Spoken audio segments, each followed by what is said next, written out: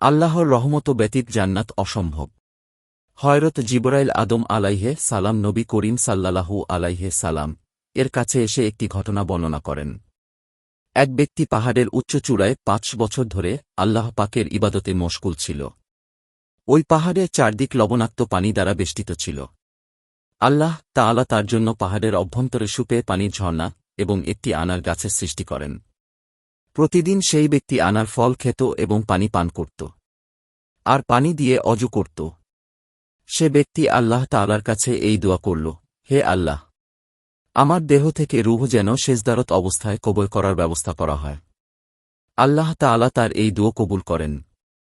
হযরত জিবরাইল আদম আলাইহে সালাম বলেন, আমি আসমানে আসা যাওয়ার সময় তাকে সেজদারত দেখতাম। কিয়ামতের দিন আল্লাহ তাআলা তার সম্পর্কে বলবেন, আমার এই বান্দাকে আমার রহমতে জান্নাতে প্রবেশ করাও।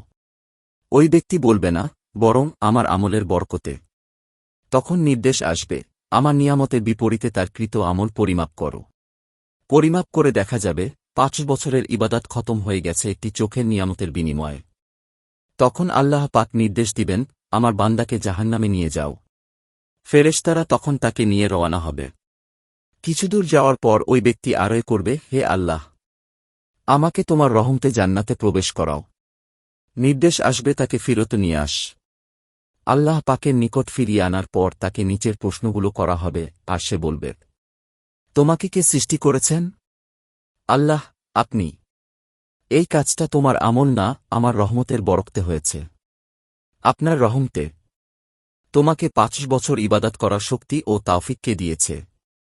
হে আল্লাহ, আপনি। সমুদ্রের মাঝে পাহাড়ের উপর তোমাকে কে পৌঁছিয়েছে? লবণাক্ত পানির মাঝে সুপে পানির ব্যবস্থা কে করেছে? আনার গাছকে সৃষ্টি করেছে? তোমার দরখাস্ত মোতাবেক সেজদার মাঝে কে তোমার রূহ কবয় করার ব্যবস্থা করেছে? হে পরওয়ারদিগার, আপনি। তখন ঈর্ষাদ হবে, এই সব কিছু আমার রহমতে হয়েছে এবং আমার রহমতেই তোমাকে জান্নাতে দাখিল করছি।